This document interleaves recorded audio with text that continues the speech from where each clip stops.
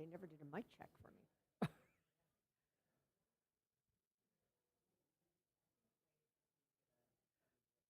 Okay, yeah, usually that's the signal when they put the camera on the podium, but I don't know really. Okay.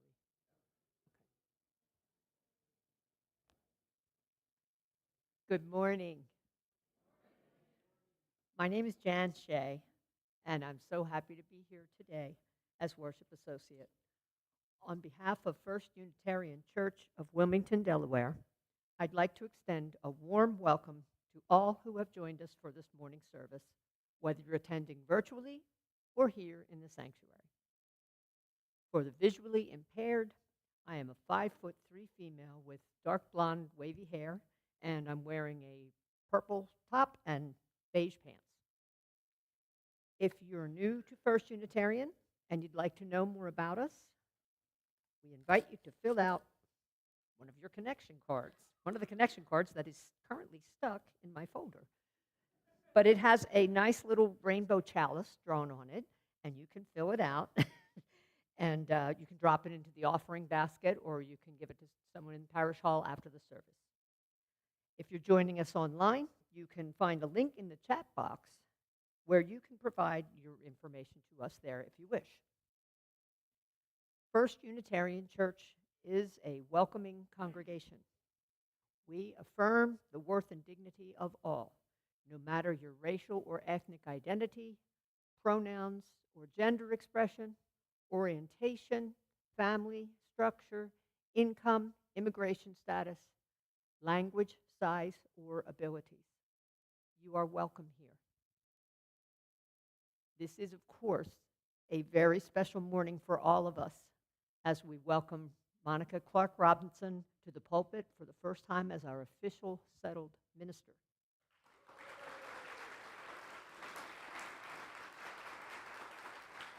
And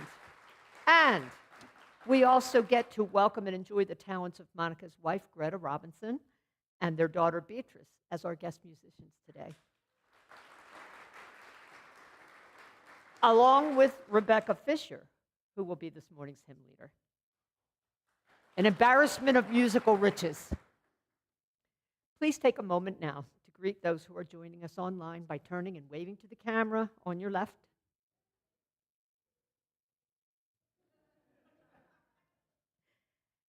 And now, please greet those around you.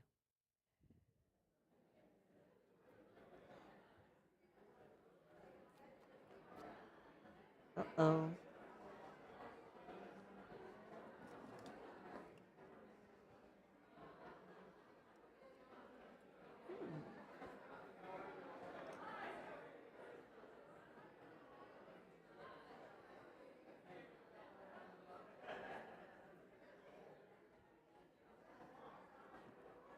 Oh, there it is.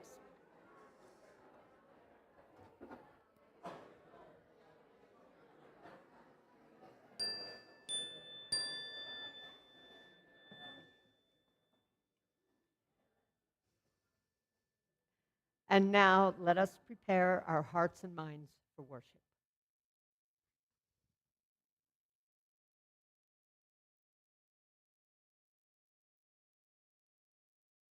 Oh,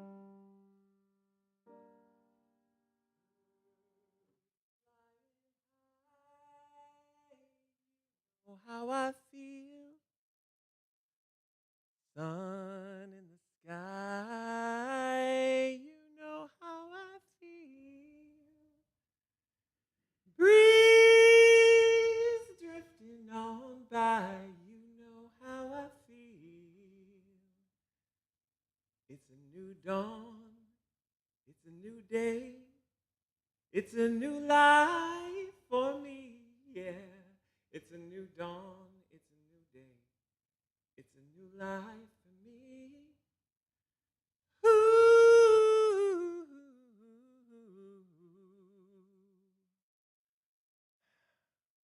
And I'm feeling good.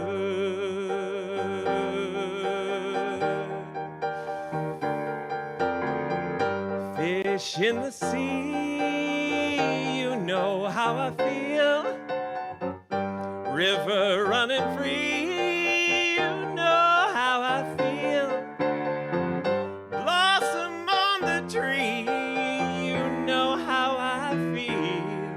It's a new dawn, it's a new day, it's a new life for me. And I'm feeling good.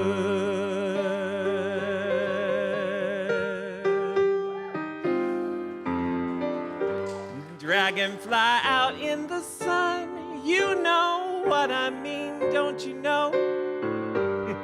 Butterflies all having fun, you know what I mean.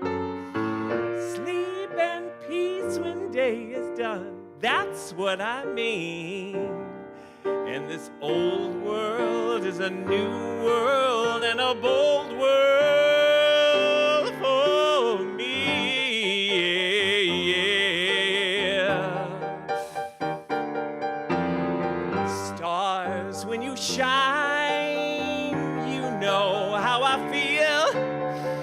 Scent of the pine, you know how I feel. Oh, freedom is mine, and I know how I feel. It's a new dawn, it's a new day, it's a new life for me.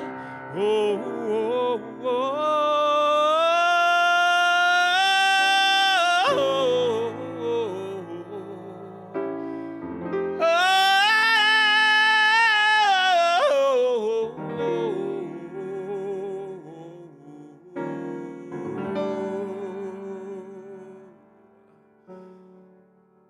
And I'm feeling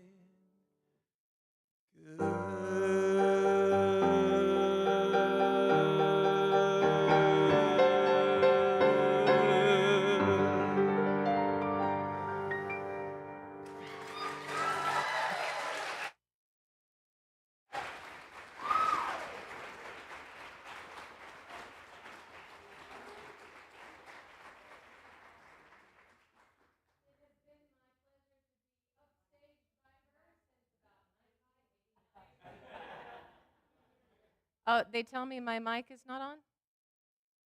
It's on now. Okay. It has been my pleasure to be upstaged by her since about 1989. Good morning. Good morning. It's so good to be with you all. I am Reverend Monica Clark Robinson. I am the new settled minister here and so happy to be with you. For visual description today, I'm going to go in a little bit of a story. First of all, I will tell you that I am a 54-year-old white woman of both ample size and years. And this morning, I am wearing a black robe with a rainbow stole. And I'm going to step out to show you the stole because this is the story. And this is absolutely fact. You can ask my family. 2 years ago, we made vision boards. And on that vision board, I found a picture online of a Unitarian Universalist woman minister who looked sort of similar to me with dark curly hair. And she was wearing this stole. My friends, this is the stole that your search team bought for me without ever seeing my vision board.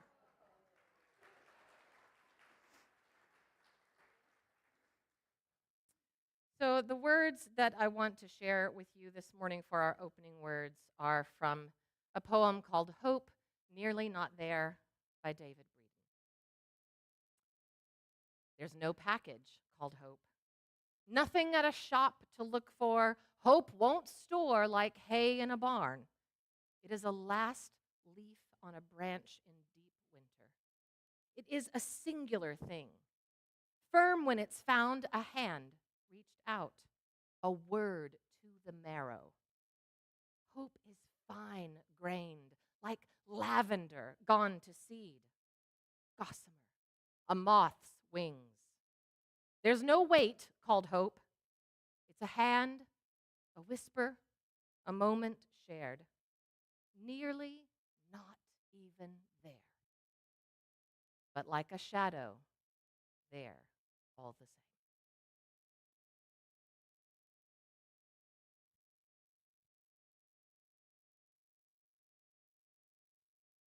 If you have a chalice at home, I invite you to join me in lighting it now. As Reverend Monica lights our chalice, I offer you these words from Katie Savani Gelfand. We call forth the life of our faith by igniting our chalice. This spark of new beginnings invites us into a sacred space to reflect where we have been and where we are going. Even knowing that this particular flame will intentionally end with our ritual extinguishing, we fear not its end, for we know with brave hearts that from every ending of our lives, we are sent forth to make a new beginning. I invite you now to rise or remain seated as you are most comfortable and join us in singing our opening hymn, Joy in the Morning, from our virtual hymnal, Sing Out Love.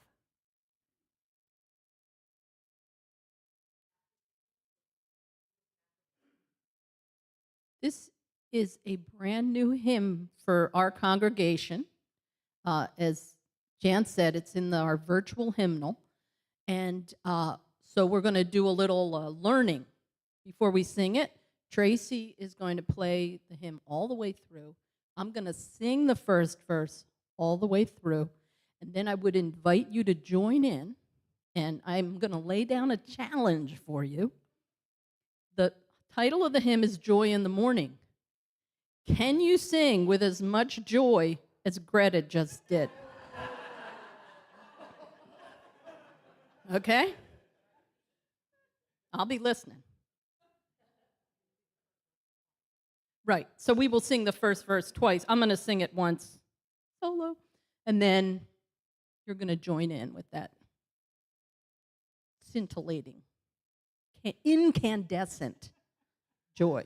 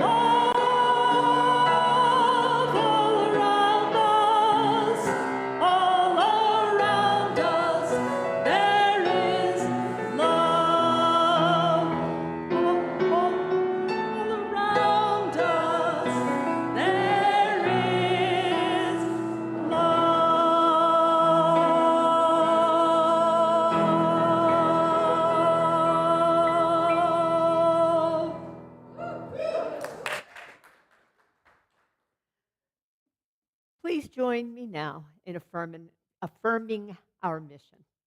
First Unitarian Church of Wilmington is a beloved community that nourishes minds and spirits, fights injustice, and transforms the world through loving action.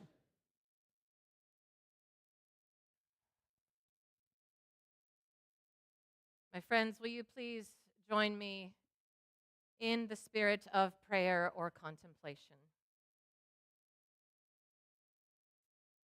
Spirit of life and love, sacred, divine, which we call by many names and no name. We come to this moment today with our hearts, that yearn for hope. My word, do we need it? For transformation. But my prayer today is not for easy hope, but for courageous hope. Not the hope that tells us that everything's going to be fine, but the hope that asks something of us. Help us, O love, imagine the world we have been given that we dream. Where there is cruelty, help us imagine tenderness. Where there is injustice, help us imagine liberation. Where there is fear, help us imagine communities brave enough to protect one another. Where the future feels already decided, remind us that it is still being made. We are making it. May we become ancestors worthy of those who come after us. May we leave them evidence that in our time, people still chose courage, still chose one another, still chose love. And may we never underestimate what the imagination and the work of a determined, hopeful people can make possible. So may it be. Amen and blessed be.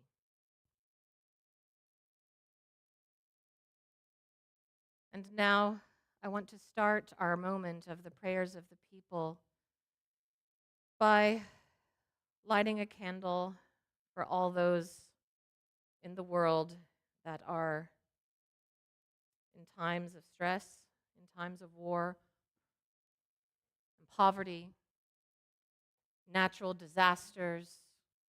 I know there was a recent earthquake that the people of Indonesia are dealing with the aftermath of. There are wars around the world. There are those in need around the world. Will you be with me in silence for a moment as we pray for the well-being of those beyond these walls?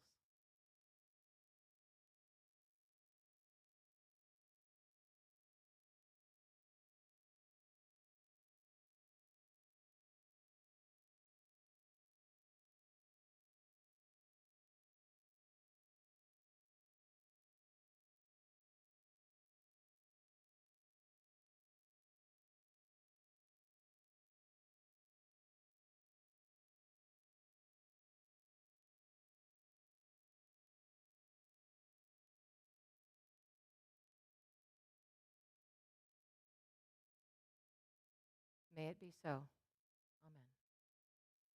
And now we're going to have a moment where we invite the prayers of the people. And for those of you who are online, I want to invite you as well to put, and if you have a joy or a sorrow, put that in the chat, and the fantastic folks in the AV booth are going to share that toward the end of each section. So I think I'll start with this section today, and let's consciously inside us make room for the sorrows and the hard things that we all individually bring this morning. Some will be shared, some will be kept inside, but invite that into the room. We are a community that welcomes all of what it means to be human. So does this section have any sorrows or concerns to share? Linda Hall and Debbie Demeter, sending them love. Thank you. Yes.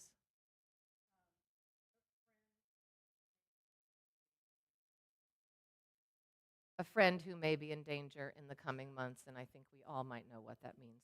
We're keeping him in our hearts. Thank you. Others. A friend whose husband passed away. We're holding her in our hearts.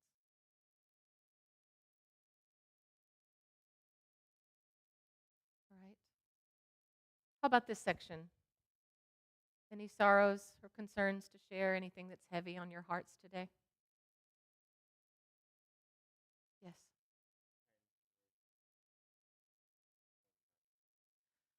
Oh, a friend who's being bullied online. Sending our love to them. Yes.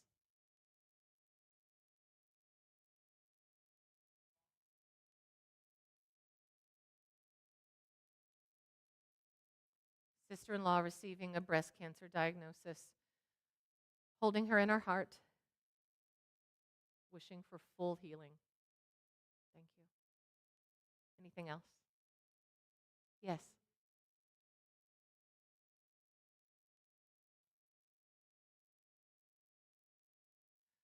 Wishing friends love and ease and uh, courage, thank you, as they get out of a difficult, did you say ice situation?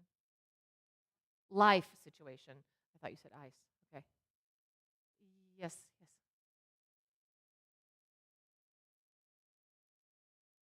A friend just recently diagnosed with pancreatic and liver cancer. Anything else? We're holding them in our hearts. And how about this section? Friend Darcy's health issues. Sending our love to Darcy. Yes. The immigrants in the detention facilities. Always, always, always. Sending not only our love, but our advocacy.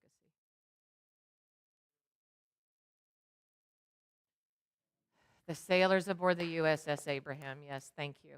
Thank you. Sending all the love and prayers we have. Anything else? And how about online? Are there any sorrows to share online? There is sending warm memories of Amber Money, and then there are two joys, but you want those later. We'll do those in just a little bit, yeah. Warm memories of Amber Money. Thank you. Okay, now, let's hold all that. That's heavy. Life, man. Life is a lot, but it also has joy. There is also space for joy. So let's welcome that in equal measure. Are there joys to share? Yes, Maureen. Greta's song. I agree. I agree. Imagine how lucky I am to sit next to her on long car rides as she sings. She sings the whole way. Yes, Tracy. Yes. Ah, thank you. The start of my ministry, Tracy says. The start of marching band season. Oh, little Monica did that long ago. That's fabulous. Other joys. Sue Furman out of the hospital and on the mend. Go, Sue. We are rooting for you. Thank you. Did I see another hand? Yes. Summer camp. What a fun weekend it's been so far, and more to come. Yes. Good transition for Ruth Mehta in Maine. Thank you. Sending her our love. Anything else? And how about this section? What's joyful in your heart today? Yes.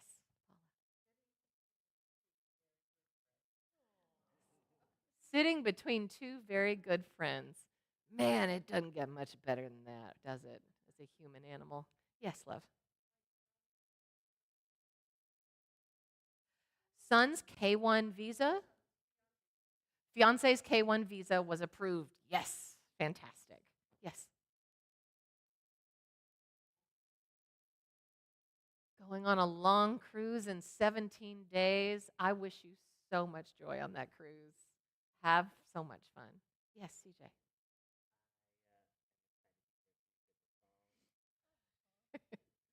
CJ's excited to hear Beatrice's song.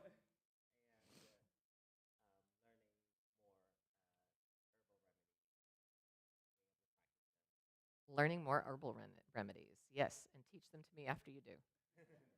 Anyone else in this section? And how about you all? What's joyful in your heart this morning that you feel the urge to share? Yes, Jay Harry.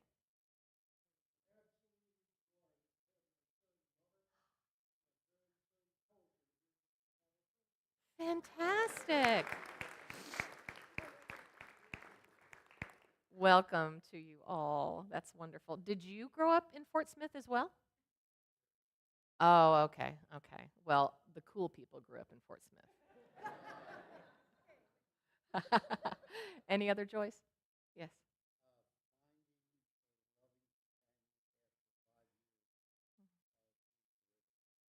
Finding a loving companion after 5 years of being a widow. Isn't love the best? Love is the best, whether it's grief and whether it's new love. It's just the best. Sending you so much love. Any others? Yes. The talent show last night. What silly fun that was. That was just delightful. Anything else? And how about those online joys, AV team? We had one sorrow that came in late. Oh, yes, please. So, sorrow of having my dear first cousin diagnosed with Alzheimer's disease. Oh, first cousin diagnosed with Alzheimer's. Thank you. And then the joys. Joy for Reverend Monica being with us this morning. Thank you. Sending joy of having all my children and grandchildren on a week-long vacation in the Finger Lakes. Oh, wow. That's amazing. Start of Reverend Monica's ministry and first song this morning that I could love to listen to again, and the start of my music journey. Oh, that's amazing. And then joy for this UU community. Oh. Joy for this UU community. Amen and amen. Friends, we hold all of these things in our hearts. As humans, we bring all of this to the table, and it is all love. And now I want to just take a moment to acknowledge those joys, too private to share, and those sorrows, too painful to speak. We hold them too in our hearts. And now I invite you for our musical meditation this morning. We're just going to stay seated for this. We're going to take it quiet. We're going to do hymn number 95, There Is More Love Somewhere.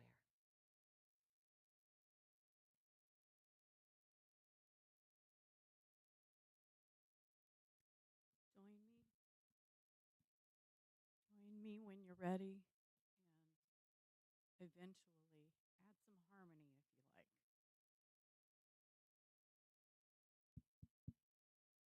like. Red. Better? Okay. Join me when you're ready. Add harmony when you're ready.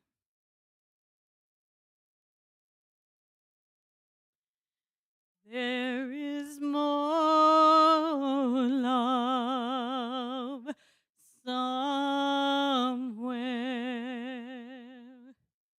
There is more love somewhere. I'm gonna keep on till I find it. There is more love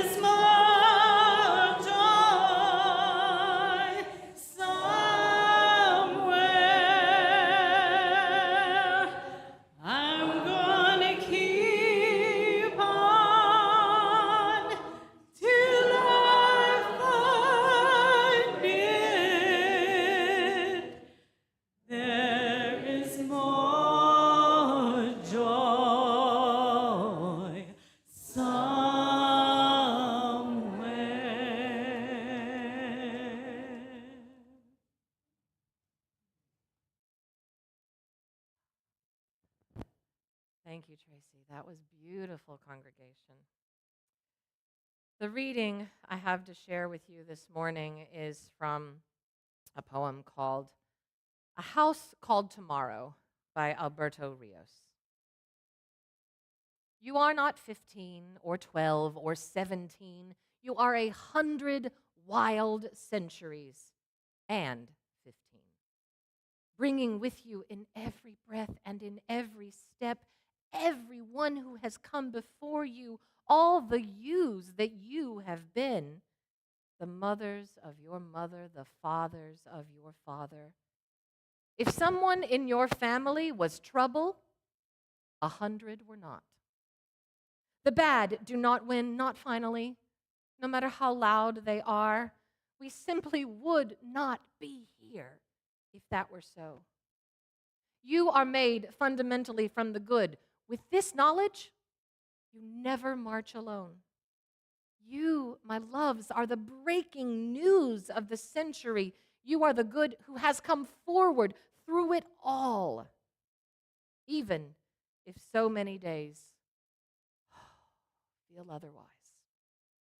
But think. When you, as a child, learned to speak, it's not that you didn't know words. It's that from the centuries you knew so many, and it's hard to choose the words that will be your own.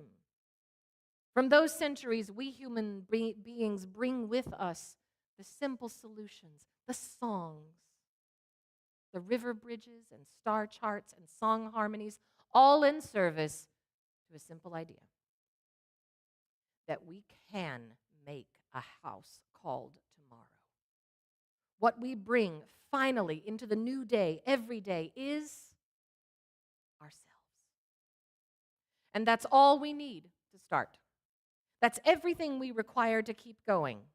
Look back, only for as long as you must, then go forward into the history you will make. Be good, then better. Write books, cure disease, make us proud, make yourself proud. And those who came before you and those who will come after you, when you hear thunder, hear it as their applause.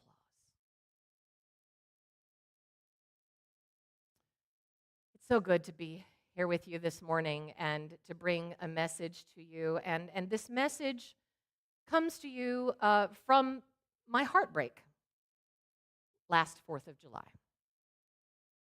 So last month, the United States marked its 250th anniversary on the 4th of July. Woo! I suspect, like many of you, I wasn't feeling especially celebratory about our country. If we posted on social media about our relationship with our country the way we post about our relationship with other human beings, mine would definitely have to say, it's complicated. I have to admit, though, that my dog kind of plays a small part in my feelings about the 4th of July lately. Dogs who hate 4th of July, do you have any? I know I do. Yeah, our sweet dog Alice, it's pretty much the worst night of the year for her. She is absolutely petrified of both guns and fireworks. And until recently, of course, my family and I lived out in the country where everybody had all of their cousins over, and they clearly bought as many firecrackers as they could afford. Firecrackers, do people still call it that? I just showed my age, didn't I? Yeah. So after this year, and after this administration that we are living under, I think I've decided that I'm feeling a lot like Alice does on 4th of July. Next year, we're going to buy Alice one of those anxiety vests for dogs. I think they're called thunder shirts. The truth is, my friends, in recent years, taking care of Alice and rewatching the old movie musical of 1776 is about all I can muster to mark the holiday. Like Alice the pup, I feel like I need a thunder shirt to deal with this country in 2026. And the bald truth of it is difficult to summon uncomplicated pride in our country right now. And when we look at our storied history, in many ways, it always has been. You know, often I hear people say, oh, this isn't who we are, this isn't who we are. And the truth is, yes, this is very much like who we have at times been in our history. In today's America, we are witnessing masked agents seizing people from their workplaces, their neighborhoods, and their families. We are watching rights that we thought were secure become vulnerable again. We are living through a climate crisis that our leaders still refuse to meet with anything approaching the urgency it demands. It feels in many ways as if we are moving backwards, doesn't it? Yeah. Perhaps the most honest response to this anniversary is not celebration, but grief, or at least rage. Grief for the country we failed to become, rage for the promises never kept and the hard-won rights that we seem to be losing. Rage for the people who are being harmed, and grief as we wonder if we maybe need to get an exit plan for ourselves. And boy, right now you're thinking, man, she's a bummer. Who hired her? I want to suggest to you, my friends, that grief and rage are not the same thing as despair. Despair believes that nothing can ever change, and I do not believe that. So recently, in a private online group of Unitarian Universalist ministers on a social media platform, one minister friend of mine, who I highly respect, wrote a post after he heard President Obama's recent speech.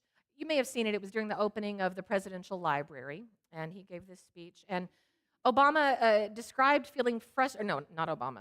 This minister described feeling frustrated by what he called Obama's hopium.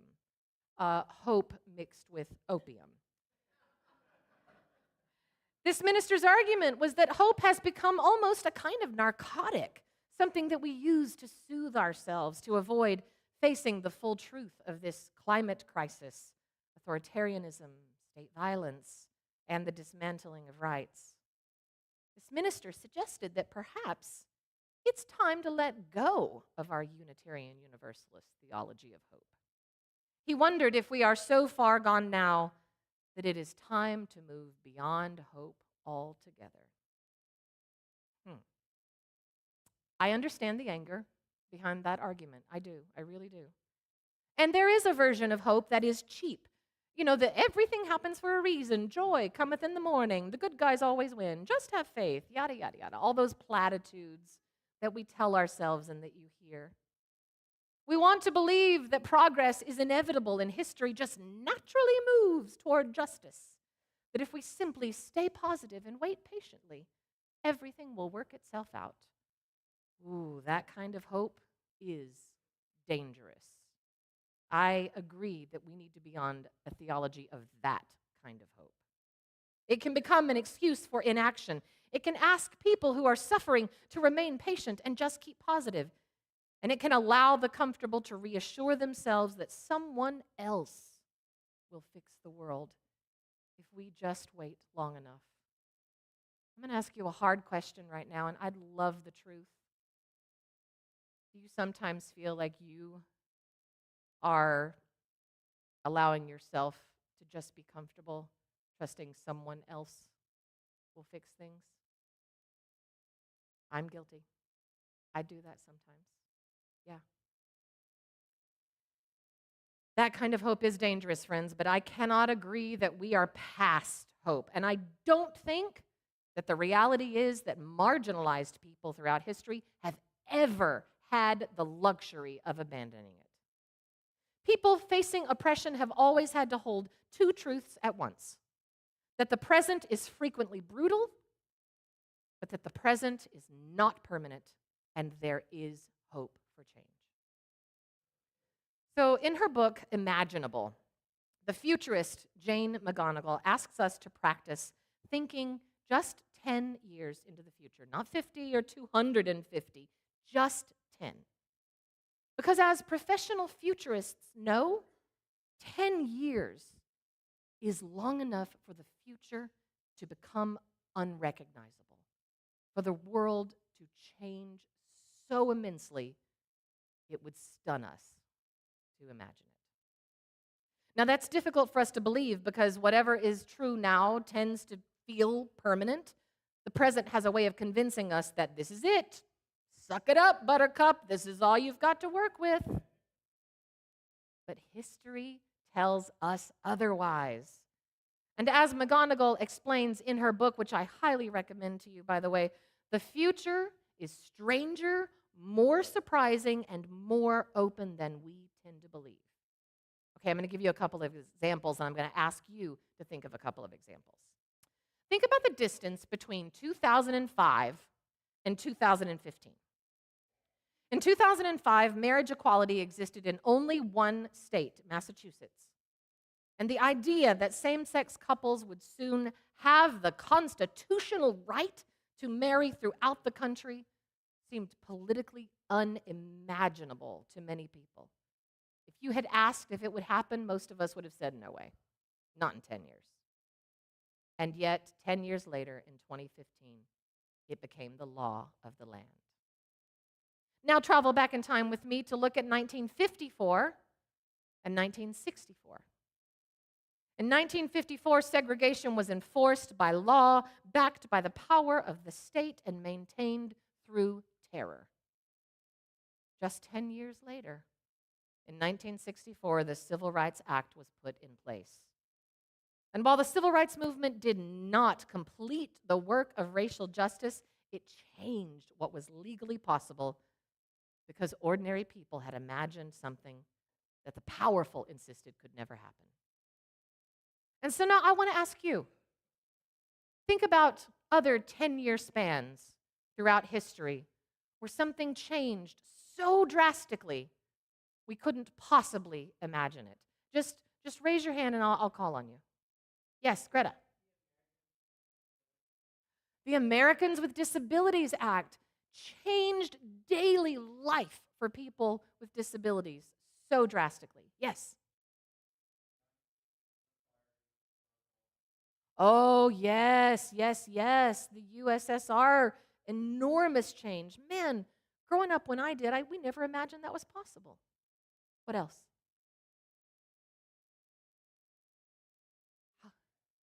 The internet. Oh my goodness, that changed everything, didn't it? Yeah, one year I was reading about it in Ender's Game. I was reading about something like the internet, thinking, wow, that'd be wild. That's impossible. Flash forward 10 years, it's reality. How about women's suffrage, right? Even though it didn't get the right to vote for all women, it did change it drastically. One more, yes. Yes, more women in college than men. What? There was one over here. Social media, yes. The decision is out yet whether that's...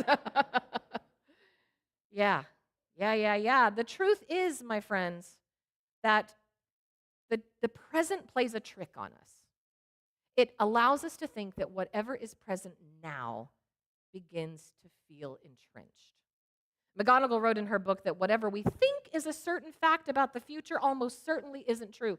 In fact, she plays this game in groups when she leads workshops called Stump the Futurist, where she suggests to people that they come up with a fact of life that's just like a hard fact that will always stay the same. And she says, almost always, I will prove to them how it is not. And she made an example of one Stump the Futurist remark, which was that it takes one man and one woman to make a baby. Well, I don't know if you've been following science, but in fact, there are currently mice that are being impregnated and giving birth with two same-sex mice. And there are also babies that are being produced in test populations from several parents. So we can never be sure of what we think is going to be real. I mean, my goodness, I was talking to my eldest daughter down in Austin, and she said that Uber is getting incredibly cheap there Because of all the self-driving cars. What?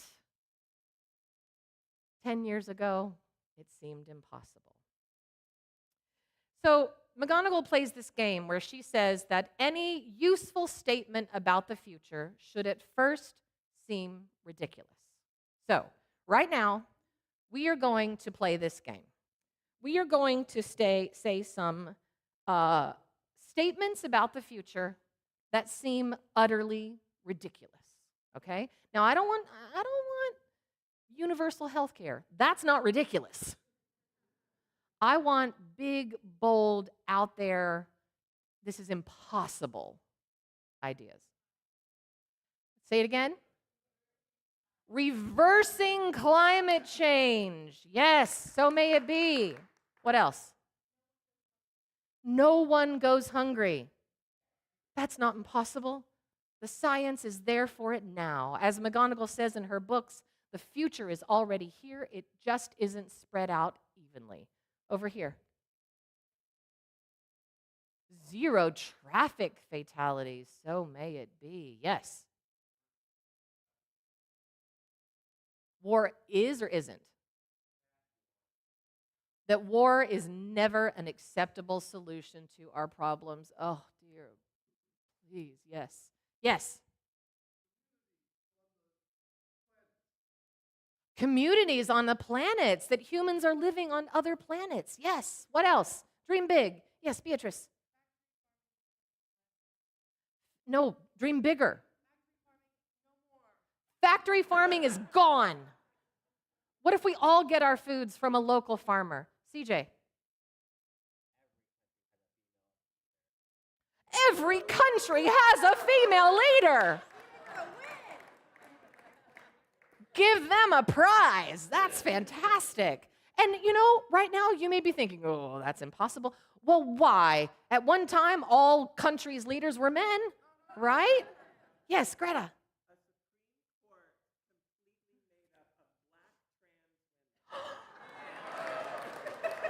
A Supreme Court made up of black, trans, disabled, neurodivergent women.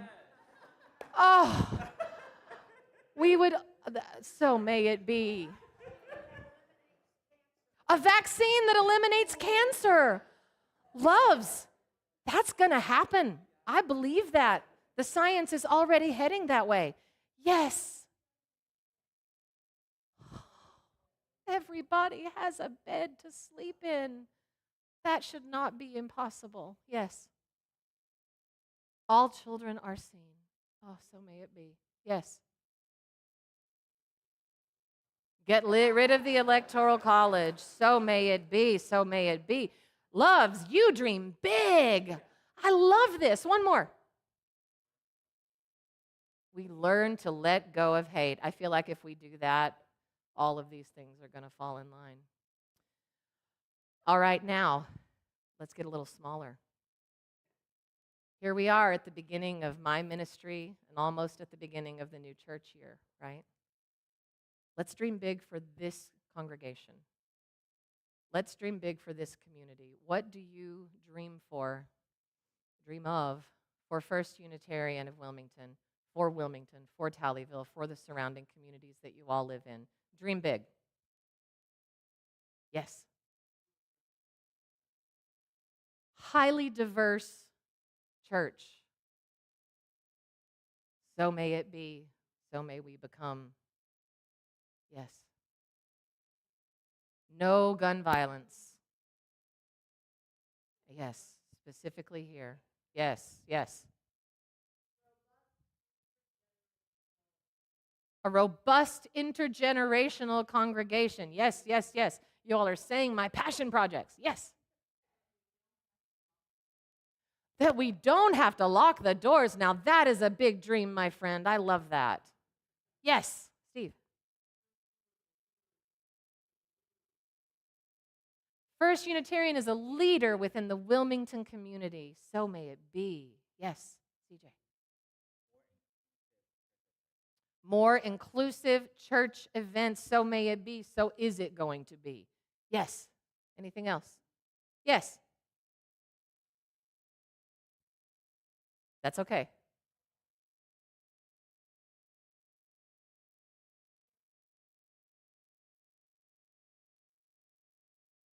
Yeah. That we draw those to us who don't even know they're looking for us, but for whom we would be an important community for them.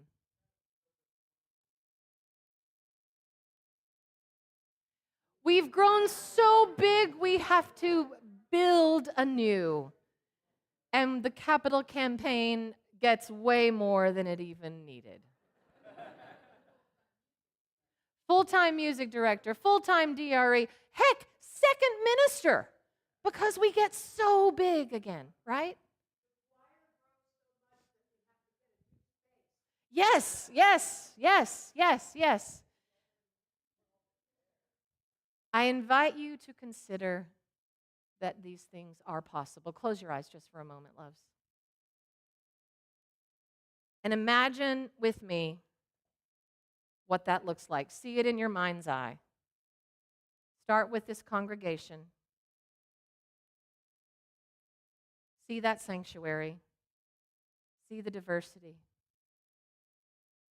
Hear the children playing.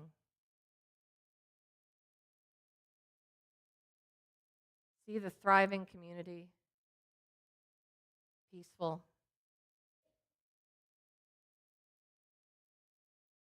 And now take it out to the world. See that beautiful Supreme Court.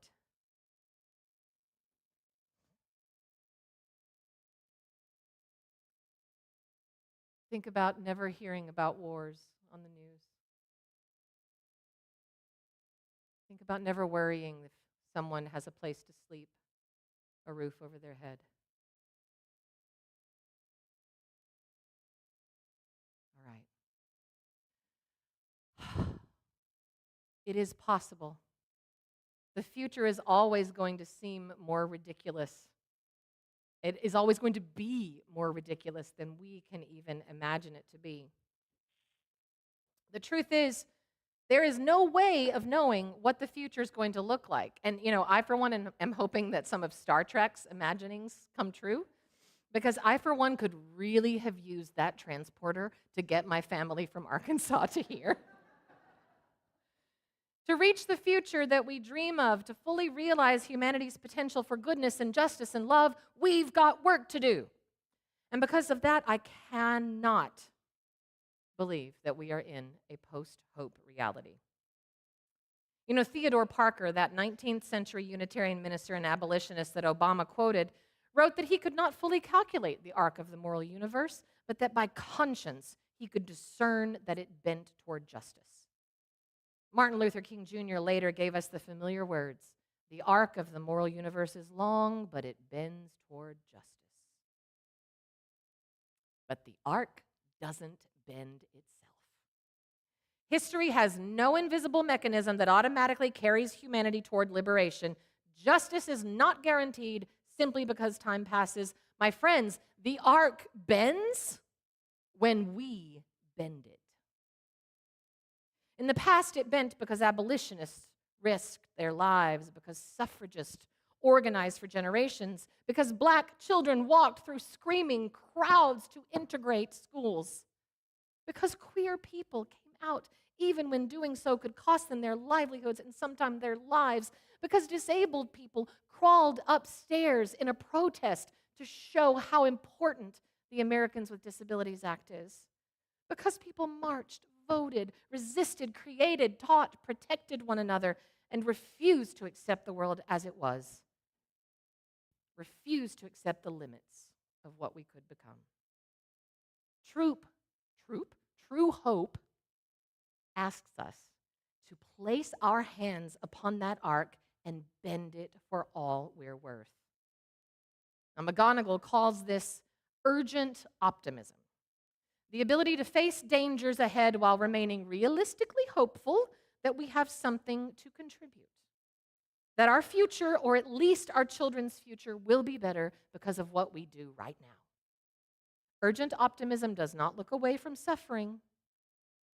because the wounds of this country's 250 years must be witnessed before that they can become healed. I'm going to say that again because I flubbed it, and it's also an important lesson. The wounds of this country's 250 years must be witnessed before they can be healed. Maybe we cannot feel proud of the country we are today, but we can ask what country we want to be just 10 years from now when the 260th anniversary arrives. What might be imaginable by 2036? What ridiculous, wonderful, loving things can we dream up for this country, for this congregation, for our world? What kind of church might we become? Who do we want to become?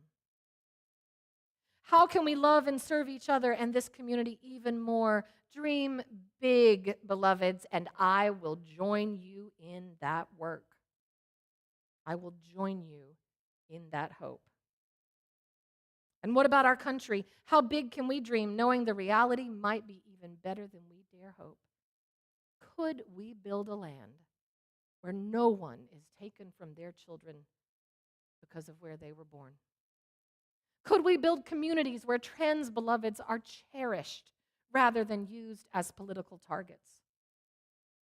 Can we imagine a country where Black mothers don't have to say a prayer every dang time their teen leaves the house?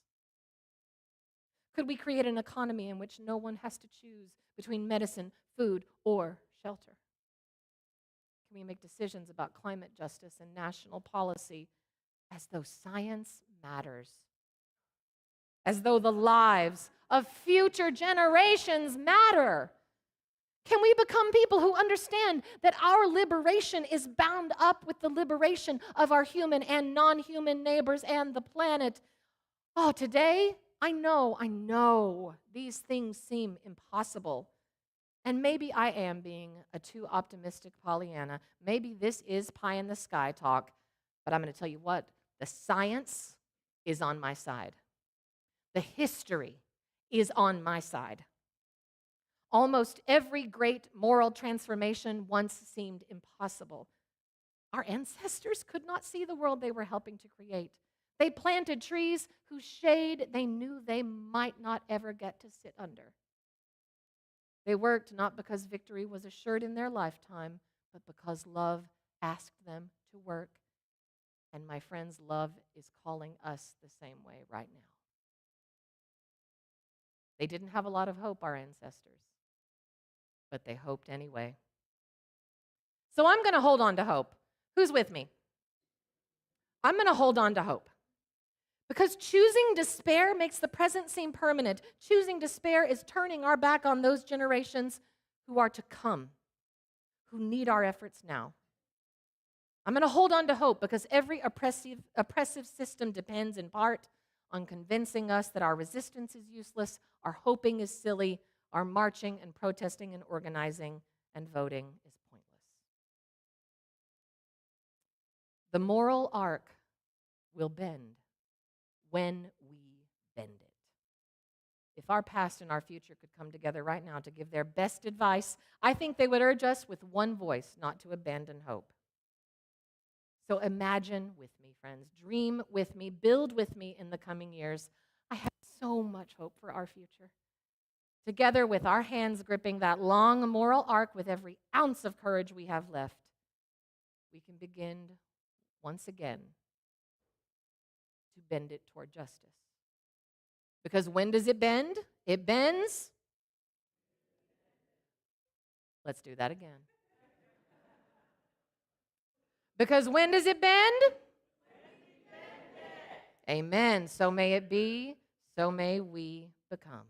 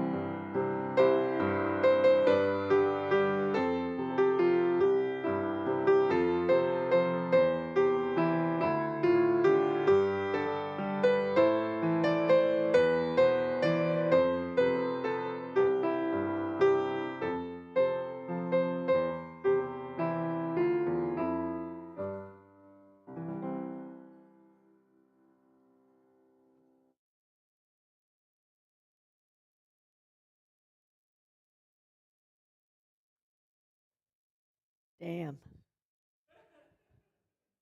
Thank you, Monica. Thank you. The changing of seasons has always stirred joy, excitement, anticipation in me. And yes, I know we are still knee deep in summer, but I'm not really speaking in terms of climate seasons right now, but of personal seasons, chapters of our lives, some of which go on much longer than we'd like, while others fly by much too quickly. I've been in a personal season of rapid change these past few months, and many of the changes have brought to me a deep sense of peace and gratitude that has been a long time coming. Today, I'm having the pleasure of sharing a new First You chapter with my beloved fellow church members as we turn a page together. And in addressing today's stewardship moment, I've realized that we as a church have also experienced a period of rapid change. Within this past year, we've welcomed not only a new minister, but also a new music director, and our church staff, office staff, has undergone some adjustments as well. These changes have not come without mixed feelings, as goodbyes can be so hard, but the newness of hellos can be so exciting.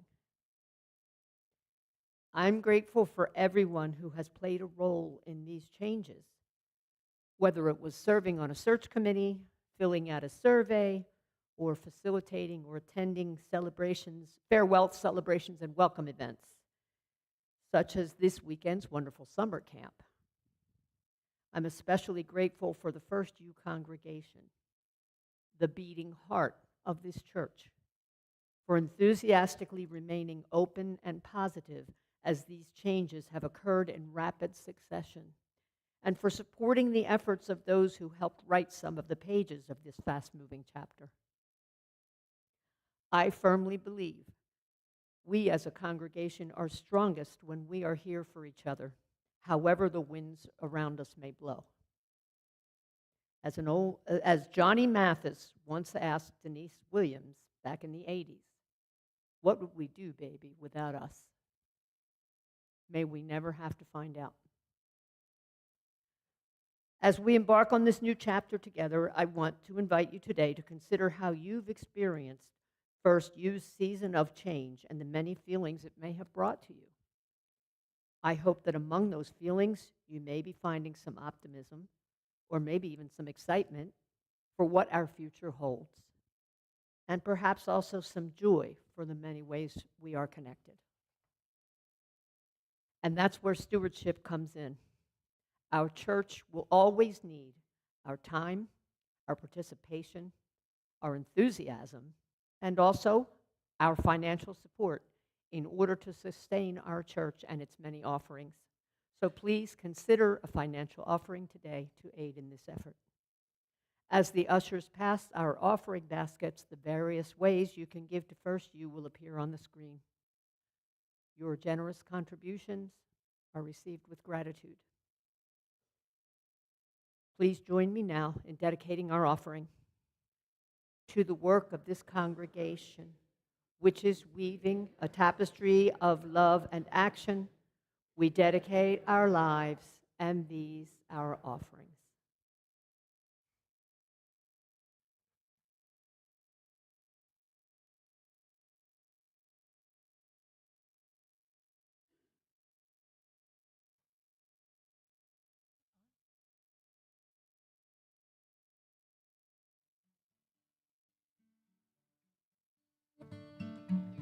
Yeah.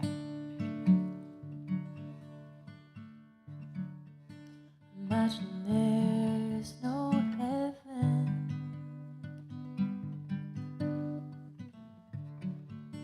It's easy if you try.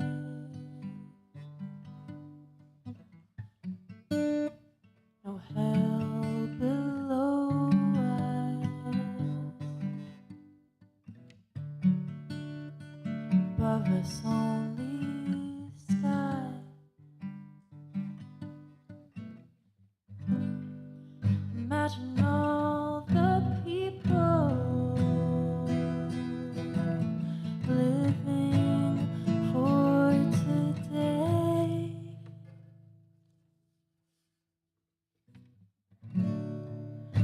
Imagine there's no countries. It isn't hard to do. Nothing to kill or die for,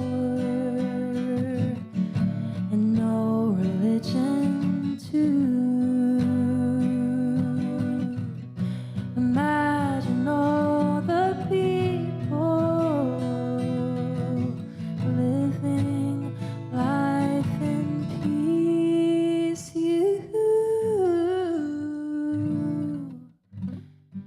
You may say I'm a dreamer, but I'm not the only one. I hope one day you'll join us, and the world will be as one. Imagine no possessions. I wonder if you can. No need for greed or hunger. A brotherhood of man. Imagine all the people sharing all the world. You may say I'm a dreamer, but I'm not the only one. I hope one day you'll join us, and the world will live as one.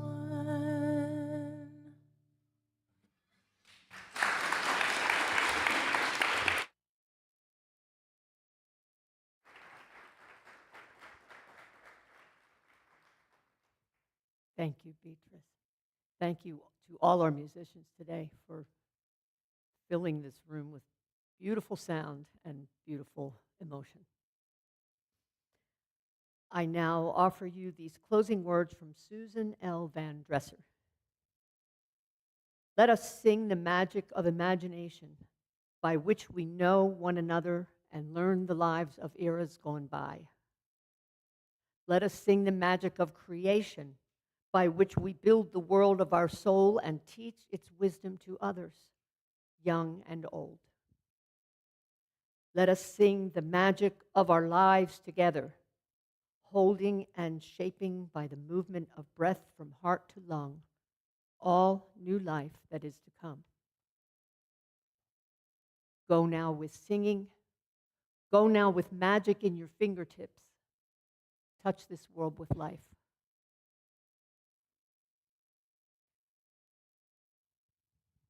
I invite you now to rise or remain seated as you are most comfortable and join in singing our closing hymn, number 1018, Come and Go With Me.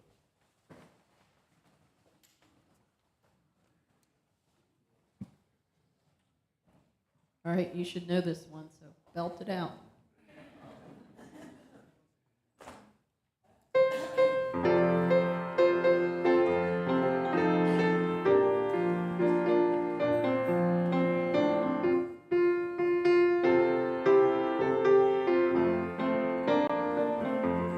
Come and go with me to that land. Come and go with me to that land. Come and go with me to that land.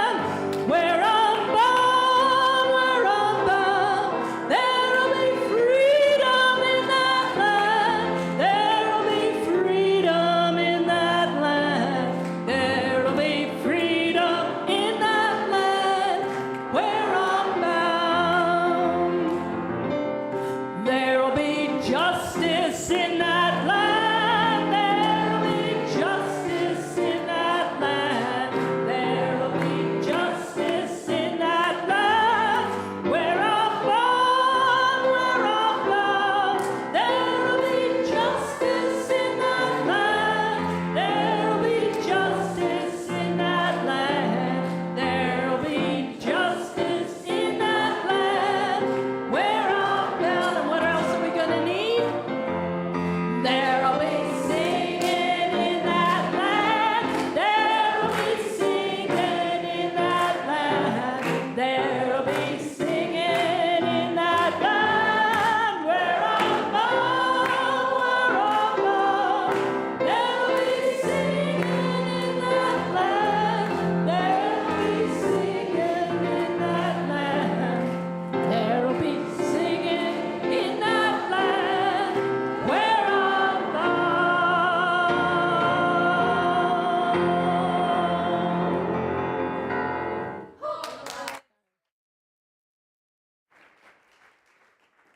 What a joy it has been to be with you today. I want to remind you that we've got our summer camp today.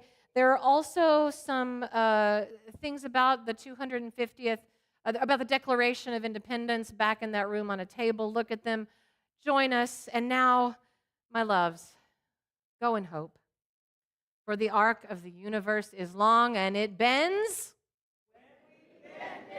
Go in courage. For together we have the strength to confront injustice in our daily lives and the larger world, and go in love. Because a holy and generous love is both the reason and the means by which we transform our lives. Amen. Get out of here.